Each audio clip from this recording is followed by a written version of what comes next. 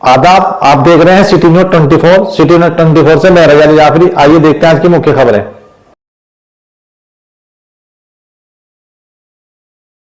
आदाब, मैं city news 24 से मोहम्मद अकबर। आज हम आए हैं एक जो हमारे NSUI के प्रदेश सचिव हैं आरिफ सिद्दीकी साहब, इनके पास, और इस विषय में हमारे इनसे मिलना हुआ है। जो भारत जोड़ो यात्रा चल रही है उसके बारे में हम इनसे जानकारी लेंगे।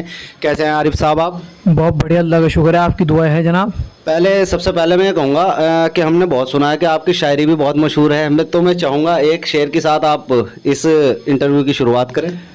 मैं हिंदुस्तान के हालात पर, जो आज हिंदुस्तान के हालात है और भारतीय जनता पार्टी ने जैसे हिंदुस्तान के हालात कर दिया है, उसके ऊपर मोदी जी को मुखातिब करके ये शेर कहना चाहता हूँ कि मुझको अपने बैंक की किताब दीजिए, देश की तबाही का हिसाब दीजिए, गली गली ज़ख्मी फ़ज़ाएँ हो गई, जहरीली घर की हवाएं हो गई, महंगी शराब से दवाएं हो गई, जाइए आवाम को जवाब दीजिए, मुझको अपने बैंक की किताब दीजिए।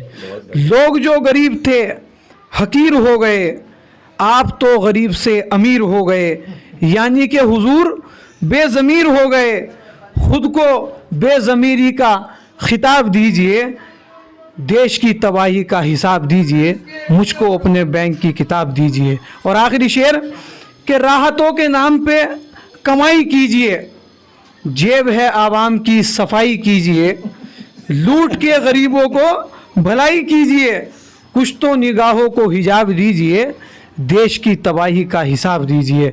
कैसी कैसी देखो योजनाएं खा गए, बेचकर ये अपनी आत्माएं खा गए, मार के मरीजों को दवाएं खा गए, इन्हें पद्मश्री का खिताब दीजिए, देश की तबाही का जवाब दीजिए, मुझको अपने बैंक की किताब दीजिए। अच्छा, ये बताइए ये इसमें आपको सारा उत्तर मिल गया होगा कि भारत जोड़ो यात्रा राहुल गांधी ने क्यों की है, ऐसी क्या ज़रूरत पड़ी राहुल गांधी जी को भारत जोड़ो यात्रा करने में, ये आपको सारा जवाब मिल गया होगा। नहीं, वो बात सही है। बाकी इस शेर में कहीं ना कहीं तंज भी है कि आप जो है इसमें तंज भी कस रहे हैं, तो ये तो एक अलग चीज़ हो गई। चलिए, नज़रिया है, माशाल्लाह बहुत बढ़िया शेर था आपका, अच्छी बात है। तो अब मैं इस मुतालिक बात करूंगा आपसे। जैसे भारत जोड़ो यात्रा पे कहीं ना कहीं विपक्ष सवाल उठाता है, कहीं टी शर्ट पे लेकर कि जी टी शर्ट है, ठंड नहीं लग रही है, अंदर इनर है, मतलब सब कुछ झांकता है। इसके बारे में आप क्या कहें? अब मैं बीजेपी के लोगों से कहना चाहता हूं कि भाई ऐसा है, आप तो हर घंटे बाद आपके प्रधानमंत्री, यानी कि हमारे ही प्रधानमंत्री है, ये हमारी देश की बदनसीबी समझ लो आप, कि मोदी जी हर घंटे बाद सूट बदलते हैं। अब राहुल गांधी जी तो राजकुमार हैं, आप बादशाह की कोई अपनी मिल्कियत नहीं होती, बादशाह की जितने भी पैसा होता है वो सब जनता का होता है, तो मोदी जी जनता के पैसों से। अब राहुल गांधी जी प्रधानमंत्री तो है नहीं, राहुल गांधी जी अगर 40,000 रुपए की टी शर्ट पहन रहे हैं तो राहुल गांधी जी वो अपने पैसों से पहन रहे हैं, और प्रधानमंत्री जी जो हवाई जहाज खरीद रहे हैं, प्रधानमंत्री जी जो हर घंटे बाद सूट बदल रहे हैं, या प्रधानमंत्री जी जो भी एक्टिविटीज कर रहा है वो जनता की कमाई, जनता की कमर तोड़ करके कर रहे हैं। इसीलिए मैं कहता हूं कि उन्हें पद्मश्री का अवार्ड दीजिए। हाँ, नहीं, बात सही है। तो ये जनता ने जब चुन के बिठाया है, सीधी सी बात है, अगर जनता ने चुन के बिठाया है, जनता उनका खर्चा भी उठा रही है, इसमें तो कोई ऐसी बात नहीं है। नहीं, जनता कहाँ उठा रही है उनका खर्चा? जनता, आपने कहा ना जनता का पैसा होता है, जनता का पैसा होता है, लेकिन जनता के अंदर रोष भी है, क्योंकि जनता के साथ जितना धोखा प्रधानमंत्री नरेंद्र मोदी जी ने किया है, चाहे वो CNRC हो, चाहे वो NPR हो, चाहे वो किसानों के काले कानून हो, आपने देखा नहीं ये हल्द्वानी के अंदर गफूर बस्ती, जिसके अंदर 100 साल से वहाँ के लोग टैक्स दे रहे थे, जिसके अंदर वहाँ के लोग, अब वहीं उसी गफूर बस्ती के अंदर डिग्री कॉलेज भी है, और वहाँ पर नगर निगम वहाँ से टैक्स भी वसूल करती है एक मुसलमान होने की, क्योंकि वो मुसलमान है। सिर्फ इस वजह से उनको टारगेट किया गया और वहाँ की बस्ती को, 100 साल पुरानी बस्ती को उजाड़ने का काम कर दिया। तो ये तो एक सीधी सी बात है कि सबका साथ सबका विकास, ये तो नहीं है कि नारों में रह गया सबका साथ सबका विकास, बाकी पटल पर कुछ नहीं है। जमीन पर कुछ नहीं है, सबका साथ सबका विकास। बताओ कहाँ पर है? नहीं तो क्या ये विकास नहीं है? देखिए इस टाइम क्या होता है, हर काम करना एक आसान है, लेकिन लोगों के माइंड को डाइवर्ट करना बहुत बड़ा काम होता है।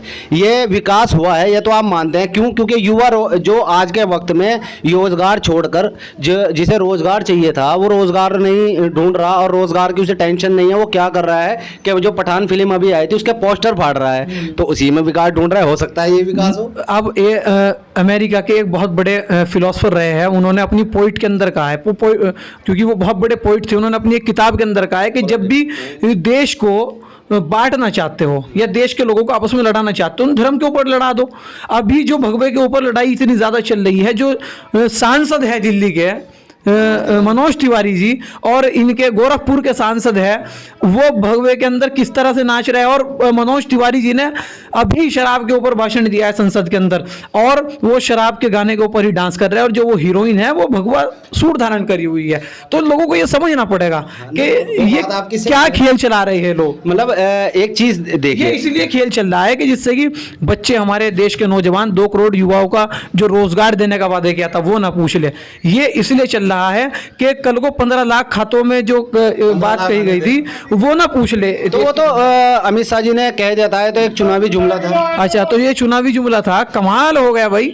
तो यही तो मैं कहना चाहता हूं कि जो देश का प्रधानमंत्री या देश का गृह मंत्री खुले मंच पर के आप जैसे मीडिया वालों के सामने कह रहे चुनावी जुमला था, तो आने वाले टाइम पर देश को होशियार रहना पड़ेगा कि आने वाले टाइम पर ये ऐसे जुमले कह सकते हैं जिसकी देश की भावनाओं को ठेस पहुंच सकती है, और देश के लोग इन्हें जनता इन्हें देश की उस अहम गद्दी पर बिठा सकती है, लेकिन बाद में ये फिर कह सकते हैं कि ये एक जुमला था। तो क्या आपको जुमला था? तो क्या आपको नहीं लगता कि विकास, यानी आपका सीधा सीधा ये कहना है कि विकास नहीं हुआ? कि ये विकास नहीं है कि एक आदमी देखिए 3 किलो गेहूं मिल रहा है एक आदमी को, अगर वो 3 किलो गेहूं लेकर उसे पिसवाता है, 2.5 किलो आटा उसके हाथ में आता है, एक आदमी 2.5 किलो आटा एक महीने खा रहा है फ्री में, तो क्या ये विकास नहीं है? नहीं, ये विकास नहीं है मेरे भाई। क्योंकि अगर यहाँ इस कौम के बच्चे या इस देश के बच्चे, यहाँ के नागरिक, यहाँ के युवा आज उनके पास रोजगार मिल जाता, तो वो ऐसे पता नहीं कितने लोगों को अपने पास से राशन दे देते, कितने लोगों को अपने पास से। और दूसरी बात, ये कोई प्रधानमंत्री नरेंद्र मोदी जी हम पर कोई एहसान थोड़ी कर रहे हैं। यहाँ के लोग टैक्स भर रहे हैं,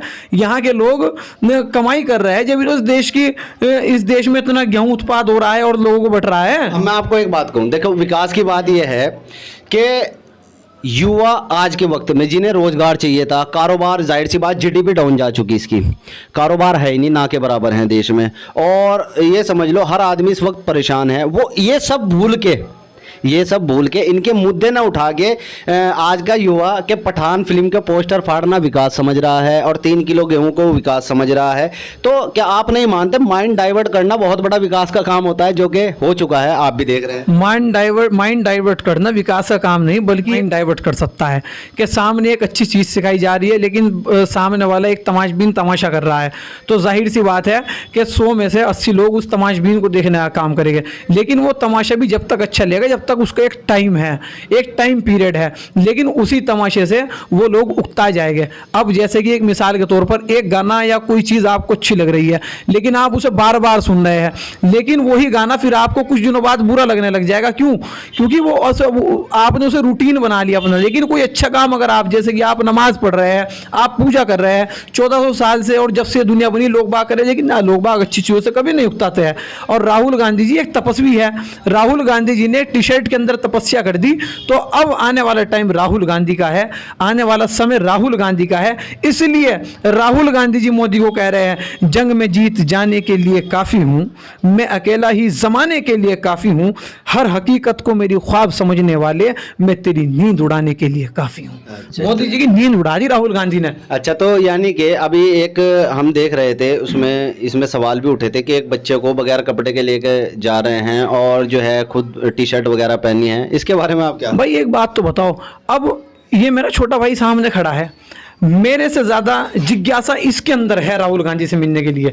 अब हम भी टी शर्ट के अंदर राहुल गांधी जी के साथ 10 दिन तक चले हैं, लेकिन सामने वाला मेरा भाई क्या पता राहुल गांधी से कितनी मोहब्बत करता हूं। क्योंकि जब ये युवा, ये नौजवान अभी पिछले 6 महीने पहले नारे लगा रहा था कि अखिलेश भैया पे ये जवानी कुर्बान, तो क्या राहुल भैया पे ये जवानी कुर्बान नहीं हो सकती है?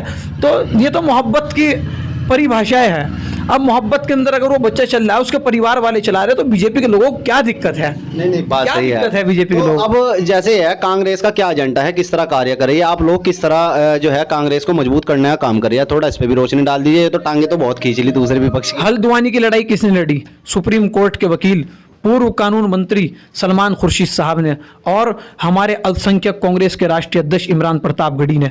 सीए एनआरसी की लड़ाई किसने लड़ी? महात्मा गांधी की प्रतिमा के नीचे कौन मौन धारण करके 6 घंटे तक बैठी रही? यही प्रियंका गांधी थी, जो लगातार 6 घंटे मौन धारण करके इस सत्ता की जो ये मलाई खा रहे हैं, और ये सरकार जो अंधभक्ति के अंदर इसके कार्यकर्ता भी और घमंड के अंदर ये चूर है, उन्हें सबक सिखा रही थी कि गांधी जी के रास्ते पर चल के, अहिंसात्मक रास्ते पर चल करके हम कोई सी भी लड़ाई को जीतने का काम कर सकते हैं। ये आज तक जितनी भी योजनाएं लाए, चाहिए अग्निवीर लाए, चाहिए किसानों के लिए बिल लाए, ऐसे कौन से कानून थे जो आज तक देश की जनता एक भी कानून को समझ नहीं पाई, आज तक एक भी कानून को ये समझा नहीं पाए। इसलिए देश की जनता इनसे बोरा चुकी है, इन्हें जान चुकी है। और एक जगह कांग्रेस पार्टी है जो देश को साथ लेने की बात करती है, एक जगह कांग्रेस पार्टी है जो कहती है वो करके दिखाती है। कांग्रेस पार्टी ने राजस्थान, मध्य प्रदेश, छत्तीसगढ़ के अंदर यह वादा किया था